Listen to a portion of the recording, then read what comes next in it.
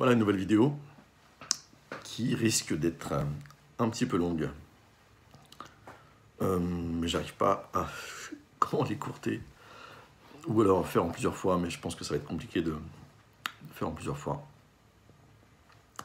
Donc le titre de cette vidéo, c'est un verset dans le livre de Job, Job 33, versets 14 à 15.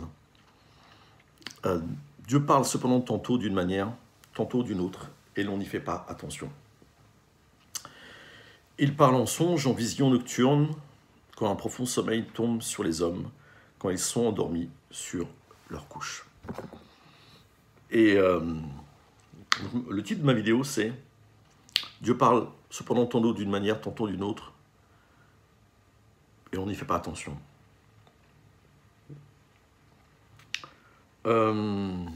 Cette vidéo, je voulais pas... C'est un rassemblement en fait, de prophéties. Hein. On va mettre des choses bout à bout que j'ai reçues et aussi les signes que Dieu a pu mettre. Alors, j'avais été dans une conférence qui était animée par Pierre-Daniel Martin, où il parlait dans les temps où on est les temps qui sont à venir. J'avais été dans cette conférence, j'avais déjà reçu les songes et j'avais déjà eu un petit peu l'interprétation des songes. Quand on parle de prophétie, il faut être prudent, parce que la parole a dit que nous prophétisons partiellement, nous connaissons partiellement. Donc, Dieu parle avant qu'une catastrophe arrive, parce que la parole a dit que Dieu ne fait rien sans en prévenir ses prophètes. Après, ce n'est pas forcément avec la précision que l'on attend, parce que cette pandémie qui est horrible, et je ne veux vraiment pas minimiser, parce qu'il y a énormément de morts, et malheureusement, on n'en est pas sorti pour l'instant. Mais c'est surtout que je pense qu'on est dans le début de quelque chose, et un enchaînement de choses. Donc, peut-être que Dieu n'a pas parlé avec précision de ça, parce qu'il veut nous éveiller dans autre chose. J'ai eu un regard un petit peu historique sur ce que dit le Saint-Esprit dans les églises de France. Et si, je pense que vous êtes d'accord avec moi, sur les dernières années qu'on a eues, mais vraiment les dernières années, je dirais peut-être bien une dizaine d'années, quand vous êtes dans une église locale, dans une autre église locale, et vous vous rendrez compte que le message de fond est le même. Je ne parle pas sur la forme du message, qui est très très bon message, mais qui, le fond en fait, hein, qu'est-ce que Dieu veut dire à travers ce message, surtout. Qu'est-ce que je dois retenir avec ça, de ce que Dieu dit? C'est ça, l'esprit prophétique. C'était vraiment un appel que Dieu appelait ses enfants à passer du temps avec lui. Vraiment, vraiment, revenez à moi, venez passer du temps avec moi. C'était vraiment l'appel du cœur du Père. L'appel du cœur du Père à être dans ce lieu secret, dans ce jardin secret, auprès de papa. Et puis ces dernières années, plus près aujourd'hui, c'est plus Jésus qui parlait. Et Jésus disait, avant c'est le Père qui parlait, le Saint-Esprit, et Jésus disait, c'est plus crois en moi, mais est-ce que tu me suis? Suis-moi. On est dans une autre dynamique entre ceux qui n'ont pas bougé au premier appel. Il va être difficile pour eux d'entendre le deuxième. Donc le deuxième est plus pour ceux qui ont déjà écouté le premier. Mais bon, je pense que l'appel est toujours ouvert dans ces lieux de confinement où on n'a pas d'autre choix que de briser cette solitude avec le Seigneur.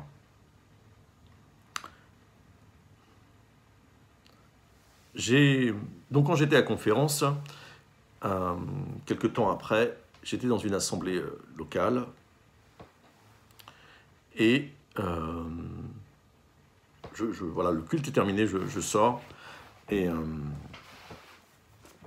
c'est une église que j'aime bien aller à l'époque où j'étais à Strasbourg. Et le Seigneur m'a mis à cœur de retourner voir le pasteur pour lui parler de cette conférence. Sur le coup, un peu hésitant, et je sens que vraiment le Seigneur me pousse à le faire, alors je le fais. Je vais le voir. Et je lui parle de cette conférence et du message à retenir dans cette conférence, parce que je suis convaincu. Je lui parle des songes aussi que moi j'ai reçus. Et puis, il fait un peu une drôle de tête, je me rends compte que, voilà, et puis il me dit, oui, je sais, j'ai une sœur qui m'a donné les enregistrements. Moi, je ne savais pas qu'une sœur lui avait donné les enregistrements, j'étais voilà, étonné. Et puis, sa réponse m'étonne encore plus, parce qu'il me dit, oui, mais moi, je préfère donner de l'espérance aux frères et sœurs.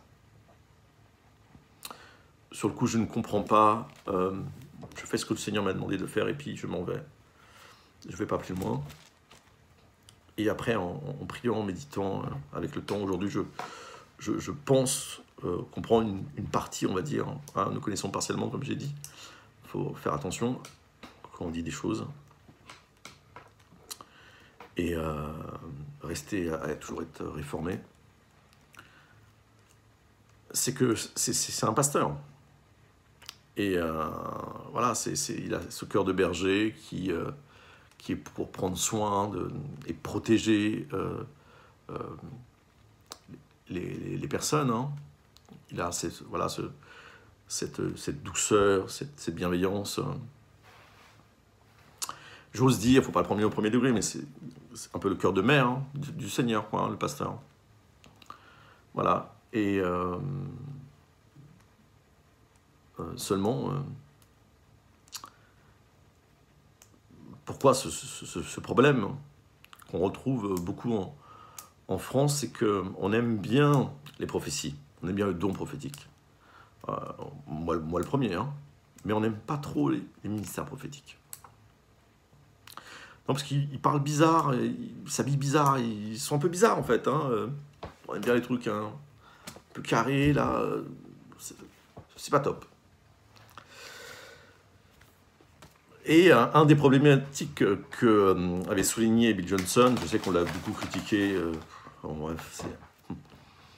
en France, je m'inclus dedans, hein, en tant que Français, on est beaucoup critique quand même. Hein. Il y a vraiment besoin de se repentir par rapport à ça. Moi, je me repens beaucoup par rapport à ça. Je pense vraiment que le Seigneur me travaille, parce que c'est terrible. Hein. En France, on aime bien dégainer. Hein. Dès qu'il y a quelqu'un qui dit quelque chose, là, on sort les armes... on dégaine. Voilà, on ne peut pas être d'accord avec tout ce que fait Bill Johnson, mais encore une fois, comme je disais dans les autres vidéos, encore un homme à qui on n'arrive pas à sa cheville. Bon, bref.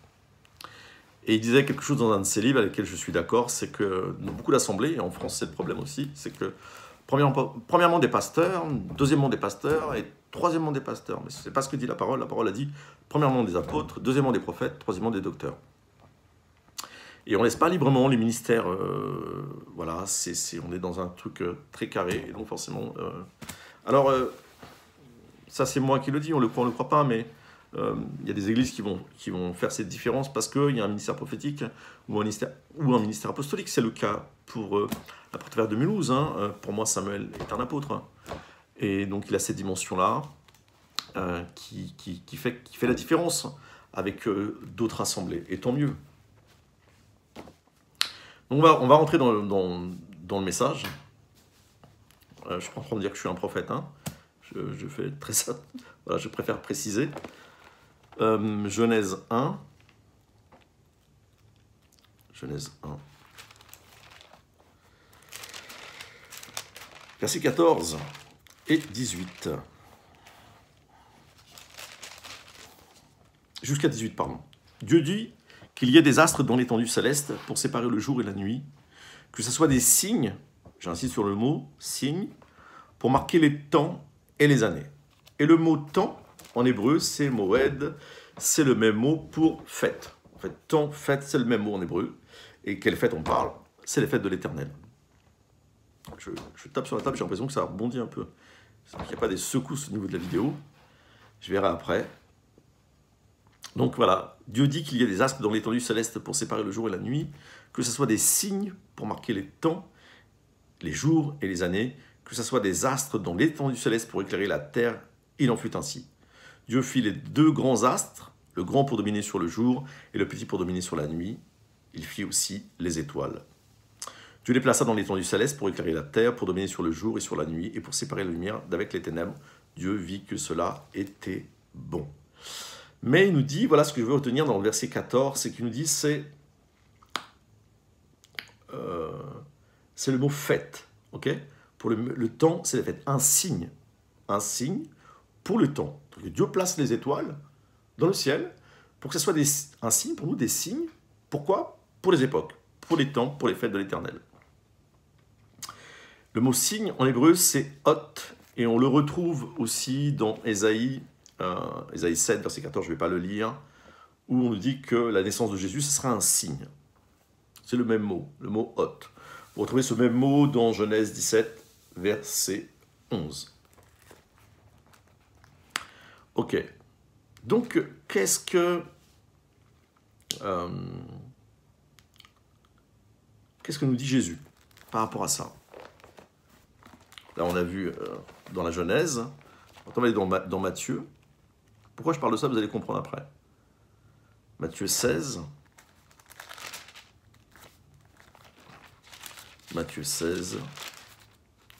Verset 1 à 3. Les pharisiens et les sadducéens abordèrent Jésus et pour l'éprouver, lui demandèrent de leur faire voir un signe venant du ciel. Jésus leur répondit, « Le soir vous dites il fera beau, car le ciel est rouge, et le matin il y aura de l'orage aujourd'hui, car le ciel est d'un rouge sombre. Vous savez discerner l'aspect du ciel, et vous ne pouvez discerner les signes des temps. Une génération mauvaise et adultère recherche un signe, il ne lui sera donné d'autre signe que celui de Jonas. Puis il les laissa et s'en alla. » Le signe de Jonas, c'est par rapport à Jésus, bien sûr. 3 jours dans le ventre d'un poisson, c'est non à l'image de Pinocchio, mais en fait, c'est horrible. Hein. J'imagine qu'on est complètement compressé, ça sent la mort pendant 3 jours. C'est vraiment la mort à soi-même. Hein. D'ailleurs, Jonas n'était plus le même avant de rentrer dans le poisson et après. Donc c'est encore un signe de la croix. Luc 12, versets 54 à 56.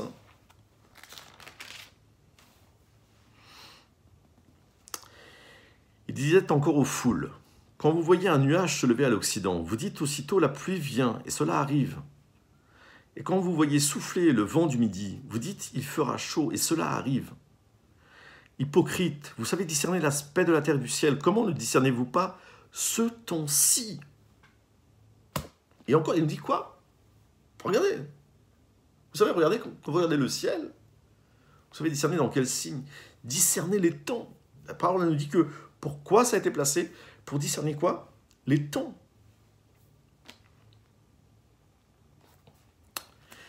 Et c'est ce que vont faire les mages. On va lire Matthieu 2.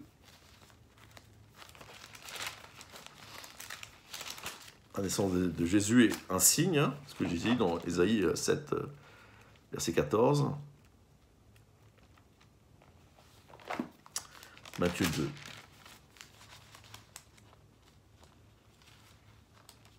Ah, pardon, on va lire d'abord Luc 2, pardon. On reviendra sur Matthieu après. Luc 2.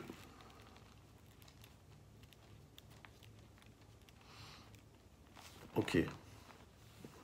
Verset 8. À partir du verset 8.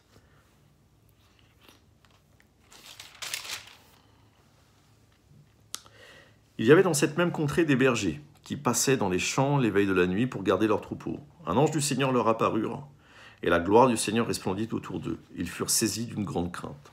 Mais l'ange leur dit, « Soyez sans crainte, car je vous annonce la bonne nouvelle d'une grande joie qui sera pour tout le peuple. Aujourd'hui, dans la ville de David, vous est né un sauveur, qui est le Christ, le Seigneur. Et ceci sera pour vous un signe. Vous trouverez un nouveau-né emmailloté et couché dans une crèche. » Et soudain il se joignit à l'ange une multitude de l'armée céleste qui louait Dieu et disait « Gloire à Dieu dans les lieux très hauts et paix sur la terre parmi les hommes qu'il agrée. » Lorsque les anges se furent éloignés vers le ciel, les bergers se dirent les uns aux autres « Allons donc jusqu'à Bethléem et voyons ce qui est arrivé, ce que le Seigneur nous a fait connaître. » Ils y allèrent en hâte et trouvèrent Marie, Joseph et le nouveau-né dans la crèche. Après l'avoir vu, ils racontèrent ce qui leur avait été dit au sujet de ce petit enfant.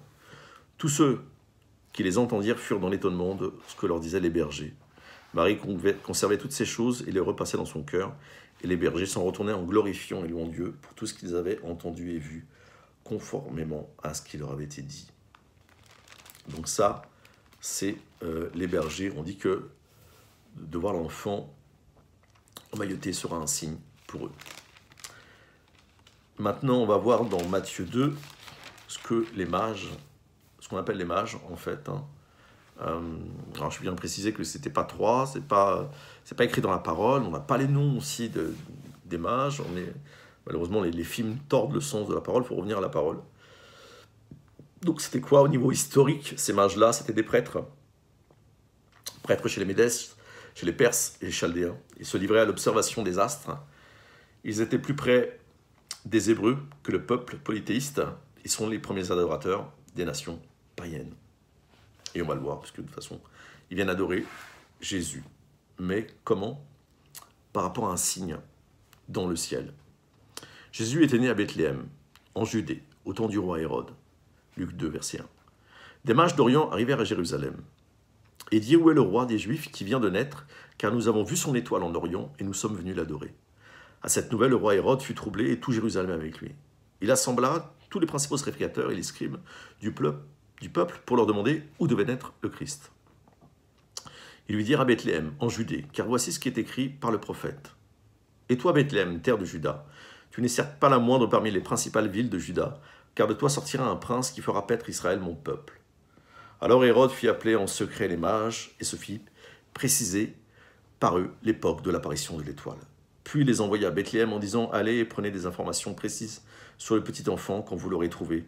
Faites-le moi savoir afin que j'aille moi aussi l'adorer. » Après avoir entendu le roi, ils partirent et voici que l'étoile qu'ils avaient vue en Orient les précédait, arrivée au-dessus du lieu où était le petit enfant. Elle s'arrêta. À la vue de l'étoile, ils éprouvèrent une très grande joie. Ils entrèrent dans la maison, virent le petit enfant avec Marie, sa mère, se prosternèrent et l'adorèrent. Ils ouvrirent ensuite leur trésor et lui offrirent en présent de l'encens, de l'or, de l'encens et de la myrrhe. Puis, divinement avertis, en songe de ne pas retourner vers Hérode, ils regagnèrent leur pays par un autre chemin. Donc là, on voit en fait, c'est pour ça qu'on appelle aussi Jésus l'étoile du matin, c'est on voit que les bergers, ils ont été prévenus par un ange, alors que les mages, eux, ils suivaient, ils étaient au courant. Je pense qu'il y avait une connaissance énorme, hein, parce qu'ils savaient qu'il y avait une étoile qui était, pour le roi des Juifs, est venu l'adorer.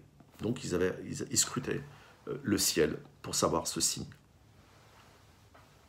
Alors on voit que Jésus aussi nous encourage à le faire dans ce sens-là. Bon, tout le monde n'est pas astronome, hein, mais en tout cas, il s'est passé quelque chose. Hein. Et il y a un frère qui l'a mis sur YouTube, d'origine américaine, je crois. S'il y en a qui s'intéressent, vous regardez les 8 signes dans le ciel. Il y a une vidéo c'est un Américain qui parle de ça, traduit en français. Et ça s'appelle ce qu'on appelle les tétrades, c'est-à-dire 4 éclipses qui s'enchaînent sur l'espace de 2 ans. Rappelez-vous aussi qu'à la crucifixion, il y a eu aussi une éclipse. Hein, quand on dit qu'il y a eu des ténèbres, on a compris que c'était une éclipse. Donc,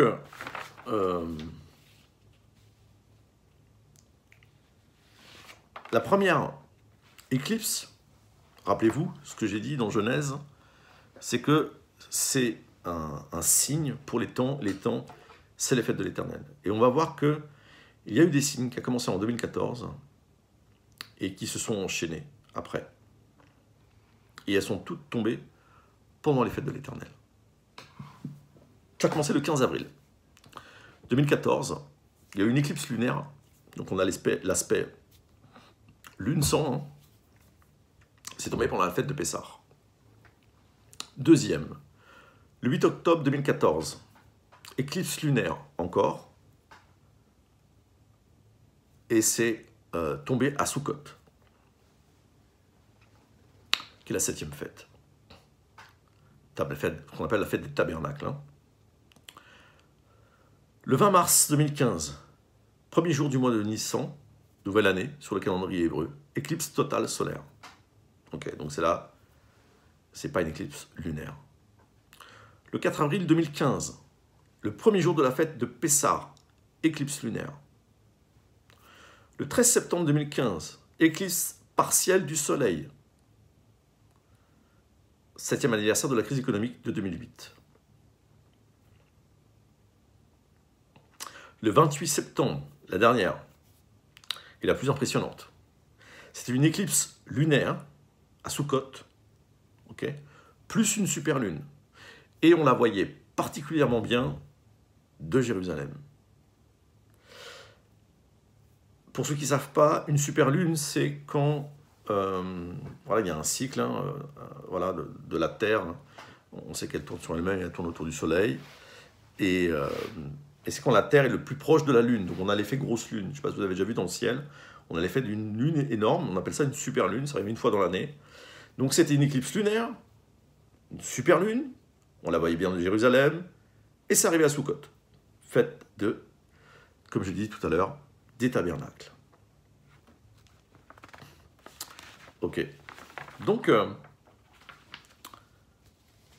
ce que j'ai dû... j'ai vérifié, tout ça c'est vrai, c'est incroyable.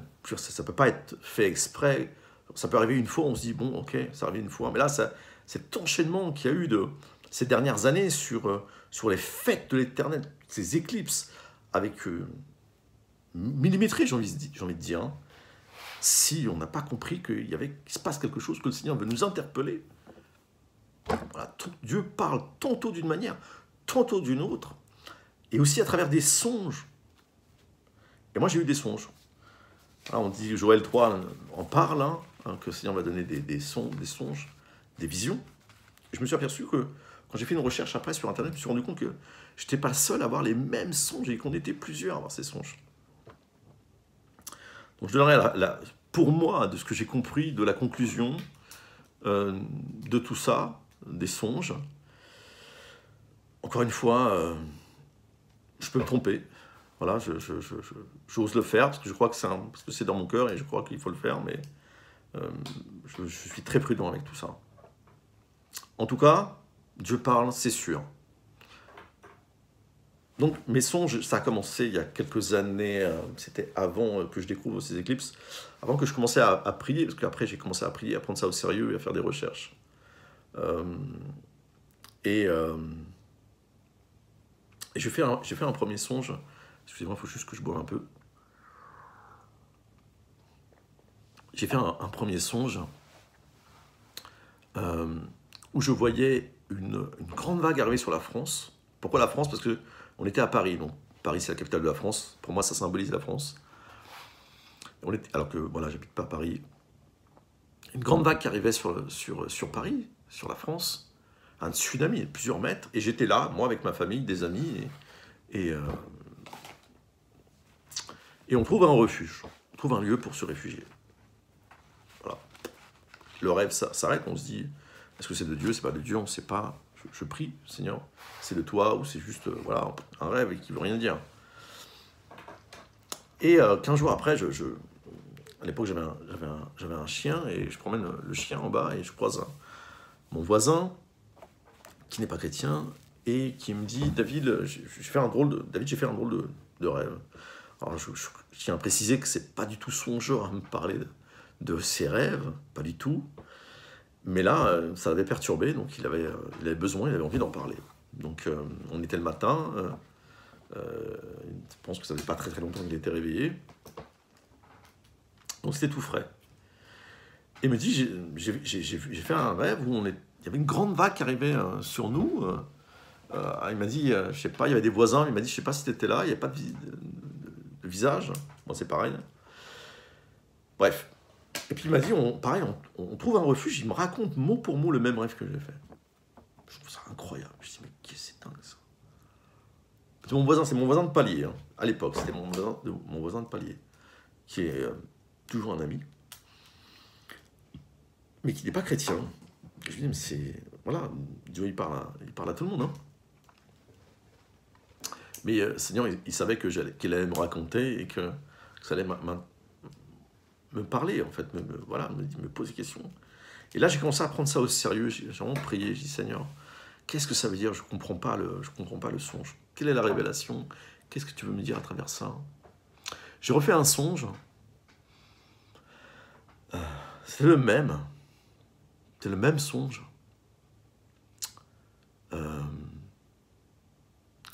Excusez-moi, je suis un petit peu ému.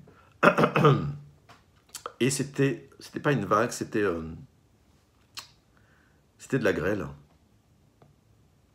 Et la taille d'un grêlon faisait la taille d'un ballon de foot. Et tu prends t'es mort, hein, je veux dire, c'est clair. C'est exactement la même chose. La grêle tombait et on trouvait refuge. Donc j'ai fait des recherches. Je me suis rendu compte qu'on était plusieurs à trouver ça. J'ai voulu soumettre ça à la parole de Dieu. La parole de Dieu a dit que l'esprit des prophètes est soumis aux prophètes. Et donc, il y avait une autre conférence aussi avec un prophète que je connais et que je connais un petit peu. Et donc, j'ai soumis ce songe à ce prophète. En priant avant, en disant, Seigneur, voilà, que vraiment c'est toi qui me parles, je vais être soumis à ta parole, à ton autorité.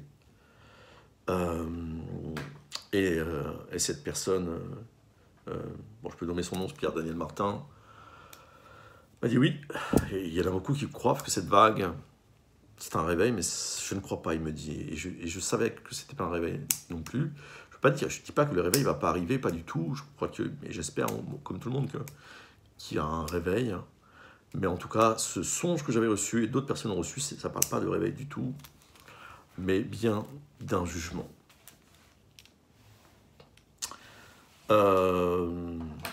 Donc, je continue mes recherches. Je tiens à préciser que cette parole, ce message, je voulais le donner avant, il était prêt, je l'avais donné avant aujourd'hui, ce qui arrive, hein, la pandémie. Je ne l'ai pas fait, je me suis repenti de ça. J'ai demandé pardon au Seigneur. Voilà, je l'ai fait, et puis après, ça ne me plaît pas, je suis supprimé, je ne l'ai pas refait. Il y a eu le déménagement, enfin, je peux trouver plein d'excuses, mais en fait, j'ai désobéi, j'ai demandé pardon au Seigneur. Et du coup, je ne voulais plus le donner, je ne voulais plus donner ce message. Je me suis dit, ça n'a pas de sens de le donner après. Et le Seigneur m'a poussé quand même à le faire. Parce que dans mon cœur, ce que je crois, comme je vous l'ai dit tout à l'heure, c'est qu'on n'est que dans le début de quelque chose de beaucoup plus grave. Je donnerai ma conclusion à la fin. Il y a eu encore un autre signe. Hein? Regardons en mémoire, le Seigneur il parle d'une façon, tantôt d'une façon, tantôt d'une autre. Restons ouverts à l'Esprit de Dieu. Apocalypse 12, verset 1. Un grand signe apparut dans le ciel. Où ça? Un grand signe. Où ça? Dans le ciel. Une femme revêtue du soleil, la lune sous les pieds, et une couronne de 12 étoiles sur la tête. Elle était enceinte et elle criait dans le travail et les douleurs de l'enfantement. Après les éclipses qu'il y a eu, le 20 novembre 2016, donc pas longtemps après, parce que ça s'est terminé en 2015, je vous ai dit, les éclipses, Jupiter, ce qu'on appelle la planète roi, alors il faut rester dans la symbolique, hein, il ne faut pas prendre à la lettre, dans la symbolique, alors on l'appelle la planète roi parce que c'est la plus grosse planète de notre système solaire, donc voilà, on l'appelle la planète roi. Mais c'est pas pour rien, Dieu parle aussi à travers des symboles. Attention de ne pas d'adorer les symboles. J'en profite. C'est plus fort que moi. J'en profite que quand je vois des gens agiter des, des colombes, des aigles, et j'en passe. Le Saint-Esprit n'est pas un oiseau, mes amis. Excusez-moi d'être un peu sec, mais je le répète, le Saint-Esprit n'est pas un oiseau. Dieu nous parle à travers des symboles pour qu'on comprenne. Il nous parle de choses terrestres pour qu'on comprenne.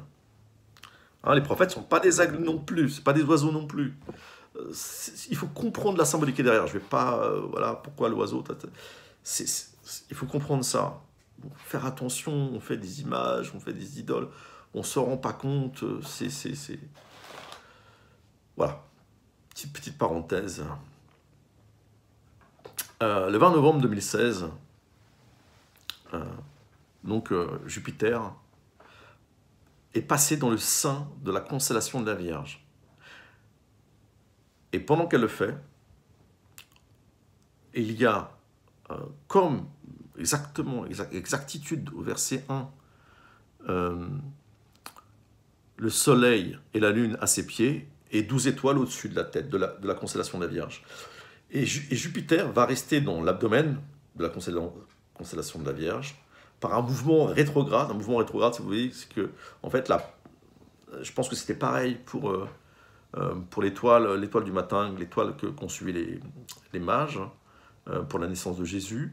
C'est-à-dire qu'avec les milliers de kilomètres, on a l'impression que la planète, elle s'arrête, mais en fait, elle est dans un mouvement circulaire rétrograde, mais avec les milliers de kilomètres, on a l'impression qu'elle s'arrête. Ça nous donne des signes que nous, depuis la Terre, on puisse les voir. Donc, Jupiter va rester dans la constellation de la Vierge 41 semaines, donc 9 mois, la durée parfaite d'une grossesse, et elle quittera le ventre le 9 septembre 2017. Si ça, ce n'est pas le signe de l'Apocalypse 12, verset 1, alors je ne comprends pas. Mais pour moi, il y a tout. Il ne manque que rien. Verset 1 et verset 2, pardon. Il faut prendre les deux. Hein. Ok. Maintenant, je vais parler encore d'autres choses, toujours dans le même thème, dans le même timing, on va dire. Peut-être que certains n'ont pas entendu parler de la prophétie des 10 jubilés par Judah ben Samuel. C'est un rabbin qui a donné ça en 1217. Il a été pris au sérieux plus tard, parce qu'on s'est aperçu que ce qu'il avait dit s'est avéré vrai. C'est comme ça qu'on peut reconnaître si quelqu'un est un prophète envoyé par Dieu ou pas. Bien que c'est un homme, il peut se tromper aussi des fois. Donc, en 1217, il prophétise que 300 ans plus tard, les Turcs vont prendre le contrôle de Jérusalem. C'est ce qui va se passer en 1517. Après, il va dire que le règne des Turcs ottomans va durer 8 jubilés. Il parle en jubilé. Un jubilé, pour ceux qui ne savent pas dans la parole, c'est 50 ans. Donc, il va parler de 8 jubilés. Voilà. Et on arrive à... Après, il va dire que... Après, c'est 400 ans, c'est 8 jubilés. Donc, on arrive en 1517. Les Turcs vont perdre Jérusalem, vont perdre Israël. Et Israël va être pendant un jubilé, un Nomas Land. C'est-à-dire que les Anglais ont repris Jérusalem, mais pendant 50 ans, cette terre appartient, je dirais, à personne. Ça ne veut pas dire qu'il n'y a pas des gens qui habitent, mais en tout cas, elle appartient à personne. Donc on arrive, il dit qu'Israël va reprendre aussi la terre en 5 ans, encore un jubilé plus tard. Donc en 1967, c'est ce qui est arrivé, et que un jubilé encore plus tard, donc on arrive en 2017, on arrive dans l'ère messianique. Et puis il ne dit plus rien, ça s'arrête en 2017. Et ce qui est incroyable, c'est que quand j'ai repris cette prophétie, c'est qu'il arrive à la fin en 2017, et là le signe de la femme de l'Apocalypse 12, on arrive en 2017. Qu'est-ce que c'est que cette date? Qu'est-ce que c'est que 2017? Eh bien, en 2017, sur le calendrier hébraïque, on est en 5777. Je le répète. 5, 7, 7, 7, 5777. Encore un signe quand même. Et quand on fait la gematria de ces chiffres, c'est intéressant. Tu as à cœur de le faire. Donc quand on additionne le 5, le 7, le 7, le 7, on obtient 26. Et 26, c'est la valeur du tétragramme. Le tétragramme, ce qu'on appelle le nom que Dieu va révéler à Moshe, à Moïse. La valeur des lettres, hein, les lettres en hébreu ont une valeur, c'est pour ça qu'on fait la gematria. On obtient 26, le nom de Dieu. J'en profite pour dire une chose que j'avais déjà dit, je crois, dans les autres vidéos, mais qui est importante. Il y en a qui traduisent Yahvé, je pense que c'est par manque de connaissances, tout simplement, mais en fait, la Torah, à la base, il n'y a pas de voyelle. Donc on a écrit la Torah aujourd'hui avec des voyelles pour une lecture plus simplifiée, parce que c'est difficile, voilà, il n'y a que des rabbins qui arrivent qui peuvent lire sans voyelle. Mais du coup, on a mis des voyelles d'Adonai. C'est-à-dire que quand le juif arrive à cette lecture, il sait que, comme il y a les voyelles d'Adonai, il ne va pas dire, comme il peut pas, soit il va dire Hachem qui veut dire le nom, soit il va dire Hachem, soit il va dire Seigneur, Adonai. Tout ça, on a mis des voyelles du mot Seigneur en français, Adonai, pour une lecture. Mais jamais on dit Yahvé, parce qu'on ne sait pas. Donc voilà, je précise ça. C'est pour ça que moi j'ai éplé le nom des lettres, Yod et Vav et. Donc c'est aussi la 50e anniversaire de la découverte des manuscrits de la mer Morte en 1967. Hein, c'est 50 ans après, un jubilé. C'est le 50e anniversaire. Jubilé, ça veut dire la libération. Hein. On remet le compteur à zéro. C'est intéressant ça aussi. Vous allez voir pourquoi. Voilà ce que ça dans sa symbolique. On remet, toutes les dettes sont remises à zéro, tout est à zéro. Voilà. Tous les 50 ans. C'est aussi en 2017 le 500e anniversaire de la réforme protestante. En 1517, par Martin Luther. Intéressant ça aussi. 500e anniversaire de la réforme protestante en 1517, par Martin Luther. Ok. Maintenant, dans quelle époque on est? On le sait, hein, tous, hein, quelque part. Hein. Mais voilà, on va voir ce que dit la parole.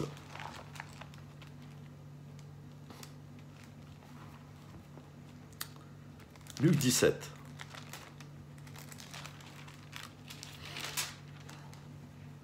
Verset 24.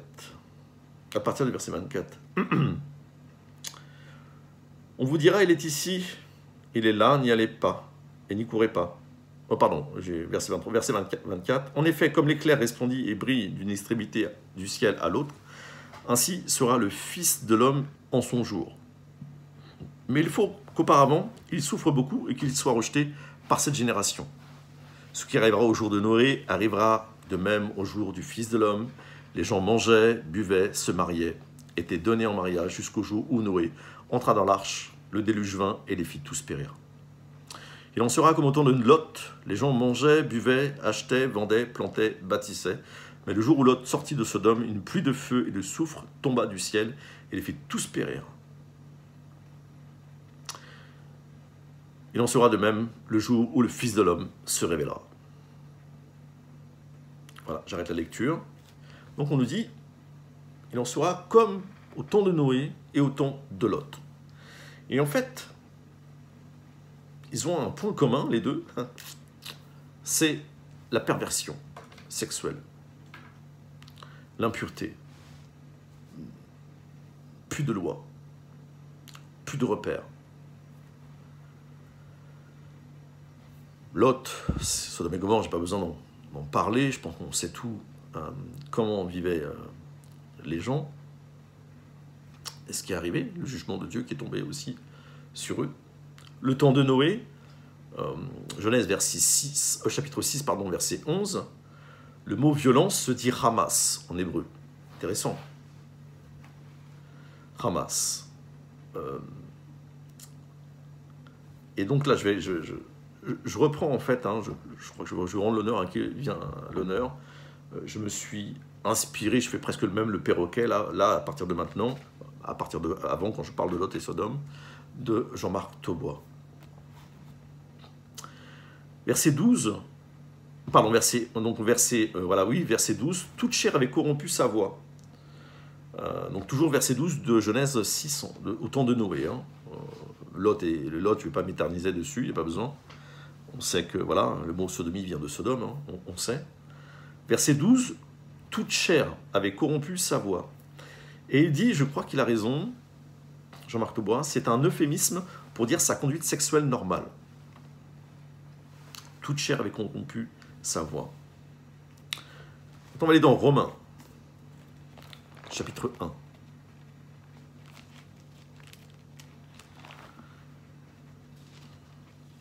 allez voir pourquoi je parle de ça.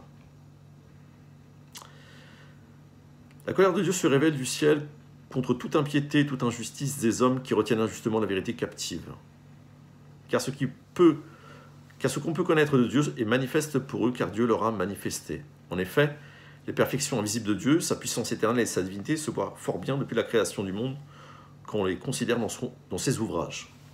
Ils sont donc inexcusables, puisque, ayant connu Dieu, ils ne l'ont pas glorifié comme Dieu, et ne lui ont pas rendu grâce, mais se sont égarés dans de vains raisonnements, et leur cœur sans intelligence était plongé dans les ténèbres. Se vantant d'être sages, ils sont devenus fous. Ils ont remplacé la gloire du Dieu incorruptible par des images représentant l'homme corruptible, des oiseaux, des quadrupèdes et des reptiles. C'est pourquoi Dieu les a livrés. C'est Dieu qui les livre. Hein. C'est pourquoi Dieu les a livrés à l'impureté, selon les conduites de leur cœur, en sorte qu'ils déshonorent eux-mêmes leur propre corps. Eux qui ont remplacé la vérité de Dieu par le mensonge et qui ont adoré et servi la créature au lieu du Créateur, qui est béni éternellement. Amen. C'est pourquoi Dieu les a livrés à des passions déshonorantes, car leurs femmes ont remplacé les relations naturelles par des actes contre nature, et de même les hommes, abandonnant les relations naturelles avec la femme, se sont enflammés dans leurs désirs les uns pour les autres. Ils commettent l'infamie homme avec homme et reçoivent en eux-mêmes le salaire que mérite leur égarement. Comme ils n'ont pas jugé bon d'avoir la connaissance de Dieu, Dieu les a livrés à une mentalité réprouvée pour commettre des choses indignes. Ils sont remplis de toute espèce d'injustice, de méchanceté, de cupidité, de perfidie, pleins d'envie, de meurtre, de discorde, de fraude, de vice, rapporteurs, médisants, impies, emportés, orgueilleux, fanvarons, ingénieux au mal, rebelles à leurs parents, sans intelligence, sans loyauté, sans affection, sans indulgence, sans pitié. Et bien qu'ils connaissent le décret de Dieu selon lequel ceux qui pratiquent de telles choses sont dignes de mort, non seulement ils les font, mais encore ils approuvent ceux qui les pratiquent. C'était un peu long, désolé, mais je crois que c'était important de le lire entièrement. Donc on voit bien que c'est l'idolâtrie qui amène ce jugement. Et la Torah, la Bible, est le seul livre dans Lévitique 18 qui parle d'abomination. On parle que l'homosexualité est une abomination. Et c'est le seul livre qui le dit en premier.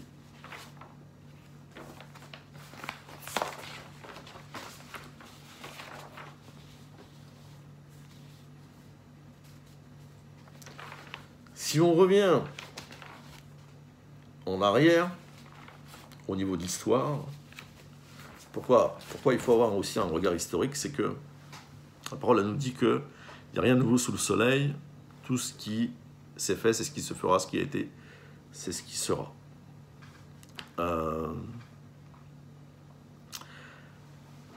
Et qu'est-ce qui s'est passé dans les empires, les empires qui nous ont précédés?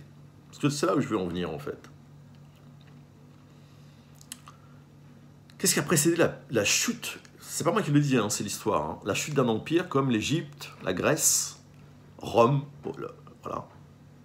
Qu'est-ce qui a précédé tous ces empires? La majorité, c'était la perte des valeurs à grande échelle, où on touchait à l'essence même. Chez les Grecs, les Romains, on pratiquait normalement librement l'homosexualité. Chez les Spartiates, c'était obligatoire. Écoutez bien, c'est fou, hein. Pourtant, c'est historique. Chez les Spartiates, l'homosexualité était obligatoire. Mais l'Occident, comme disait Jean-Marc Taubois, a été christianisé. Ils ont entendu la parole de Dieu partout, en fait. Et il nous dit quelque chose au verset 32 du Romains 1 que j'ai lu. Je vais le relire, juste le verset 32. Et bien qu'ils connaissent le décret de Dieu, selon lequel ceux qui pratiquent de telles choses sont dignes de mort, non seulement ils le font, mais encore ils approuvent ceux qui les pratiquent. Ils approuvent ceux qui les pratiquent. Voilà, on a le mariage pour tous.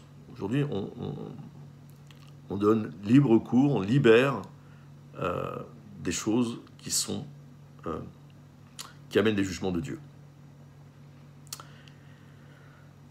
Et l'Église qui approuve ça, malheureusement il y en a, et je vais le dire, voilà, maintenant,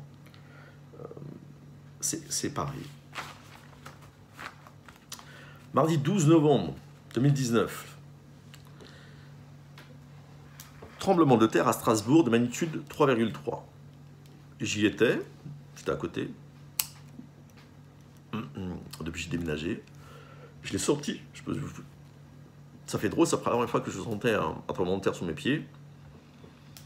Ça fait bizarre. Il y en a eu un deuxième dans la nuit de mercredi à jeudi, plus petit. Le 16, donc 4 jours après, l'Union des églises protestantes d'Alsace et de Lorraine, donc entre parenthèses, luthérienne et réformée, autorise la bénédiction de couples mariés de même sexe. Oh, vous avez bien entendu. Il y a eu un vote sur 49, il y en a 36 qui ont dit oui. 13 qui ont dit non, qui sont restés intègres, merci Seigneur. Je trouvais ça symbolique parce que 13, encore une fois dans la Gematria, 13, le mot amour c'est 13, comme le mot Era, 13, voilà, la valeur numérique c'est 13. Dieu est amour, Dieu est Era, hein, quand on additionne 13 et 13 c'est 26, ce que je disais, le nom de Dieu c'est 26. Voilà, c'était une parenthèse, mais je trouve ça aussi, merci Seigneur, symbolique. Voilà, je tiens à préciser qu'on aime les homosexuels, on aime les pécheurs, mais on n'aime pas l'homosexualité, on fait la différence entre les deux, et le péché. Comme je ne sais pas qui va écouter ma vidéo, je préfère préciser que c'est important. Donc voilà, on est dans ces temps, hein, on est dans cette période où aujourd'hui, vous voyez bien que c'est de pire en pire. Au moment où ça a été légalisé dans je ne sais plus quel pays, la zoophilie, on l'a arrêté après. Et PMA, tout ça, tout ce qui arrive, c'est assez terrible.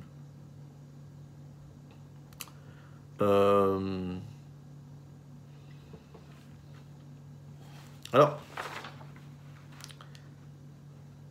ce que je veux dire aussi dans tout ça, c'est que moi je fais partie des gens, malheureusement je l'ai subi, divorcés. Et je me suis posé cette question, quand ça nous arrive, on se dit mais pourquoi Seigneur? Quelle est ma part dans tout ça? Bon, ma part c'est personnel, je ne vais pas l'expliquer dans cette vidéo, mais pourquoi? Pourquoi? Car la majorité, vous le savez, les divorces en ce moment dans l'Église sont un fléau. Je parlais avec une sœur en Christ qui est pour moi une maman spirituelle.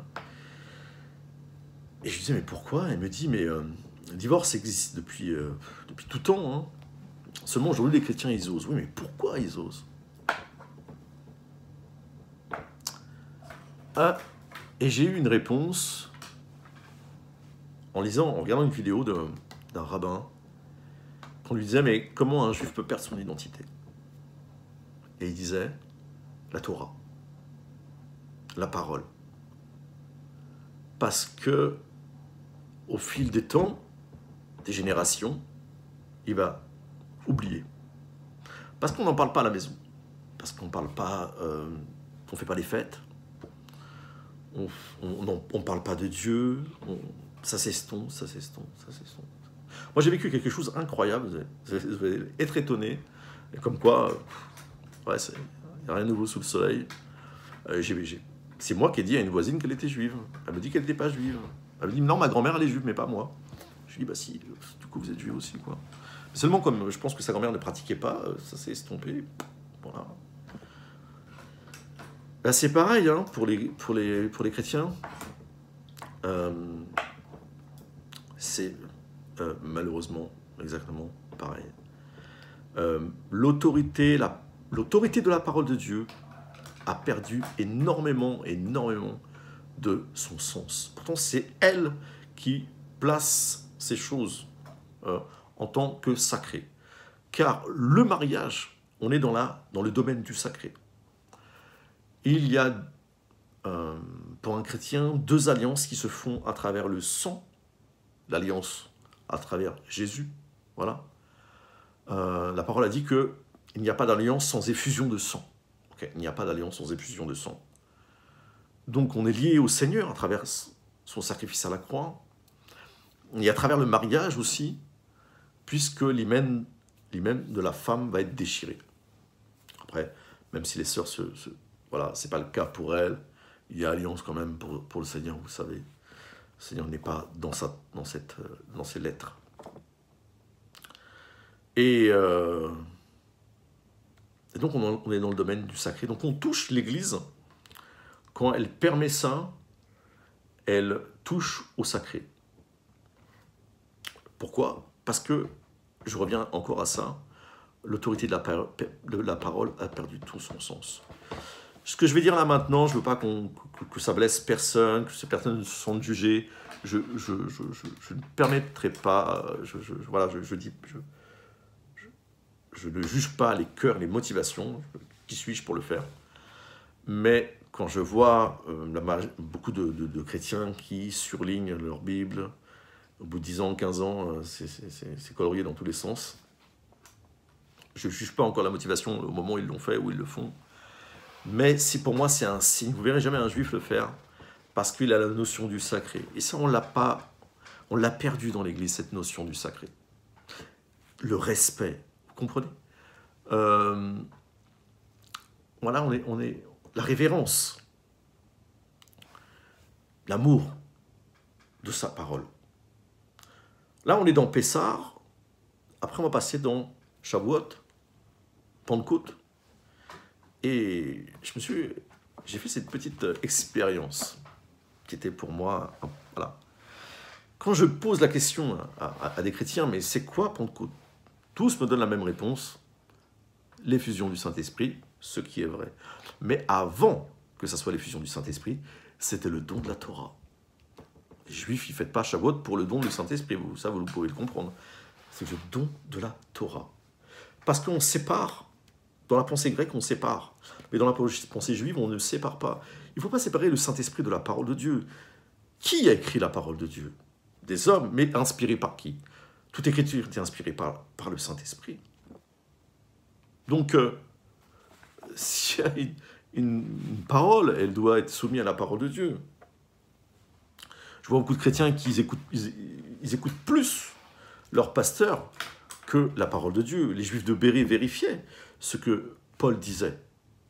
Tout ce que Paul disait, les Juifs de Bérée vérifiaient dans la parole de Dieu. La parole a dit « Malheur à l'homme qui se confie en l'homme ». Alors je sais qu'il y a des interprétations bibliques qui sont mal traduites, en français en tout cas. Quand ce passage, je crois que c'est dans, je sais plus, c'est dans Hébreu, je sais plus, j'aurais peut-être dû le noter. Obéissez à vos conducteurs. Le mot obéir en grec n'est pas le même que le mot obéir quand on demande aux enfants soyez soumis à vos parents. Pourtant en français on a dit le obéir, mais non, en grec c'est pas le même mot. En grec c'est laissez-vous persuader par des mots. Alors quelqu'un un jour m'a dit mais c'est la même chose. Ben non, parce que tout ce qui n'est pas conviction est péché. Donc c'est-à-dire que Paul me demande d'avoir une attitude de cœur en disant voilà, laissez-vous persuader par des mots, par vos conducteurs, ok? Mais comme tout ce qui n'est pas conviction est péché, et s'il ne m'a pas convaincu, je ne vais pas l'écouter. Et je peux vous dire que dans ma vie, heureusement, des fois, je n'ai pas écouté. Sinon, je serais resté un homme emporté à tout vent de doctrine. Rester un enfant, mais pas un adulte dans le Seigneur.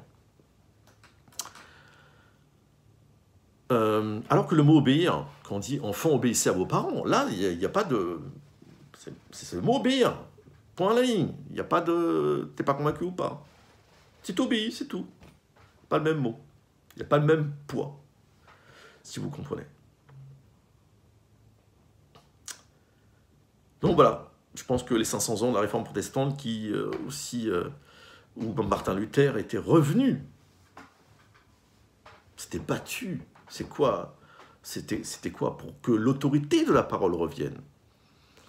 Et malheureusement, aujourd'hui, dans l'Assemblée, alors c'est toujours tout doucement, hein, ça vient pas d'un coup. Hein. C'est voilà, on en est là, mais voilà, de plus en plus, de plus en plus, de plus en plus. La pente, la pente, la pente, la pente. Et je crois que Dieu, dans son amour, veut nous corriger. Comme un père qui corrige ses enfants parce qu'il les aime, parce qu'il ne veut pas qu'ils se perdent. Alors ma conclusion dans tout ça, moi quand j'ai reçu ces deux songes, après il y a une parole dans Genèse, quand on parle de Joseph qui a donné l'interprétation des rêves de Pharaon, vous savez, avec les vaches et les épis. Et il va dire, puisque Pharaon a fait ce rêve 2 fois, c'est que la chose est arrêtée de la part de Dieu, et que ce Dieu va se hâter à le mettre en exécution. La chose est arrêtée de la part de Dieu, et Dieu va se mettre en hâte à l'exécuter. Je crois que, malgré tout ça, bien sûr, l'intercession, la repentance, l'humiliation peut arrêter le jugement du Seigneur. Mais le Seigneur m'a parlé dernièrement et il m'a dit que ce n'est pas le cas. Voilà, je donne ça avec humilité, en disant je peux me tromper, je l'espère d'ailleurs, franchement je l'espère. Mais je crois qu'il y a un après avec tout ça. Et l'après, c'est que il n'y a pas besoin d'être prophète pour dire ça, mais je ne dis pas que je suis prophète, pas du tout, mais ce que je veux dire, c'est qu'il y aura une crise économique, c'est presque sûr, après. Ce qu'il faut savoir, c'est que, c'est pas moi qui le dis, hein, c'est des économistes, c'est que les États vont emprunter aux banques, mais ça ne sera pas sans rien, ça ne sera pas un cadeau. Je crois aussi que il n'y a ni changement ni ombre de variation chez l'Éternel, et que, vu les nations occidentales, là où elles vont, ça amène des jugements, et que on va être dans une nouvelle ère. Ça va être un changement total, changement de siècle, changement d'ère, on va avoir quelque chose de nouveau. Et je crois que ce ne sera pas plaisant, et j'espère, en même temps, je le crois, que là où le péché abonde, la grâce surabonde aussi. Merci Seigneur. Seigneur, nous vienne en aide, parce que on va être dans des changements radicaux. Quand vous voyez la Chine, qui a déjà fait des caméras à reconnaissance faciale dans les rues, vous comprenez un petit peu où on en est. Je veux parler d'un autre signe aussi, dans Apocalypse 12, et je vais terminer avec ça.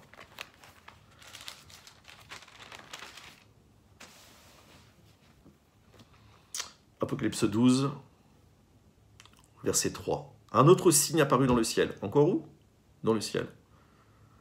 Et voici un grand dragon, rouge feu, qui avait 7 têtes et 10 cornes, et sur ses têtes 7 diadèmes. Sa queue entraînait le tiers des étoiles du ciel et les jetait sur la terre. Le dragon se tint debout devant la femme qui allait enfanter afin de dévorer son enfant dès qu'il l'aurait enfanté.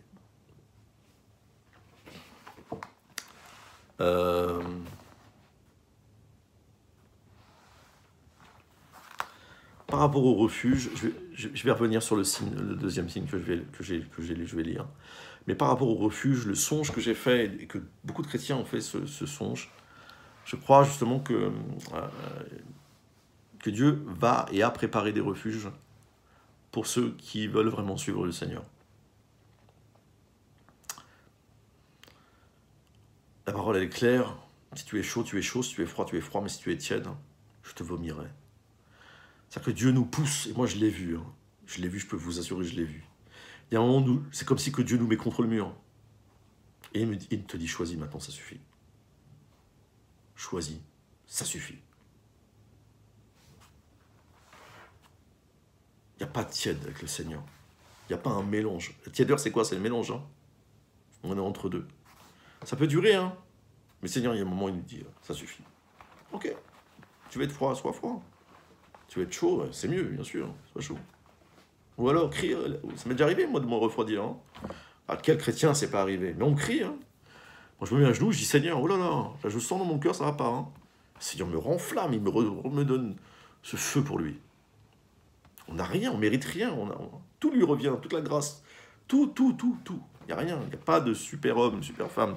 Ça n'existe pas. Toute la gloire lui revient. Dieu a enfermé tous les hommes dans la désobéissance afin de faire grâce à tous. Ça, c'est l'amour de Dieu. C'est pour ça qu'on n'est que reconnaissant envers Dieu. On ne peut que être reconnaissant. Seulement, j'en parlerai peut-être dans une vidéo, j'espère en tout cas, j'ai à cœur de le faire. L'Église, elle est rentrée dans un mensonge occidental. Vous savez, les choses du monde, si l'Église ne l'a pas compris, ça rentre aussi dans l'Église. Hein. Ça s'appelle la méritocratie. Eh oui. Il y en a beaucoup, ce qu'ils ont, ce qu'ils savent, ils croient qu'ils le méritent. C'est un mensonge, mes amis. Tout n'est que grâce. J'en parlerai. On n'est pas nés égaux, vous savez? Eh oui, on n'est pas nés égaux hein, sur cette terre. Hein. Alors Dieu, bien sûr, dans sa grâce, il renouvelle notre intelligence, tout ça. Il nous purifie, mais tout ça, il y a un travail qui se fait sur le long terme. Donc, le deuxième signe d'Apocalypse, je crois, il y a des scientifiques qui le disent, qu'il y a une nouvelle planète qui est rentrée dans notre système solaire, ce qu'on appelle la planète X. Encore une fois, c'est les scientifiques qui le disent, c'est pas moi. Hein. Et ils ne savent pas trop, quoi.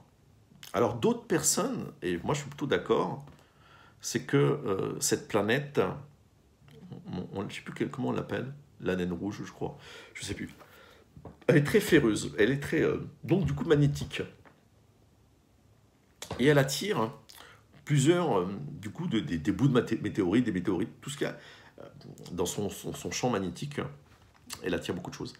Et certains pensent, et je suis assez d'accord avec ça, c'est que c'est elle qui crée aussi des problèmes climatiques sur notre Terre.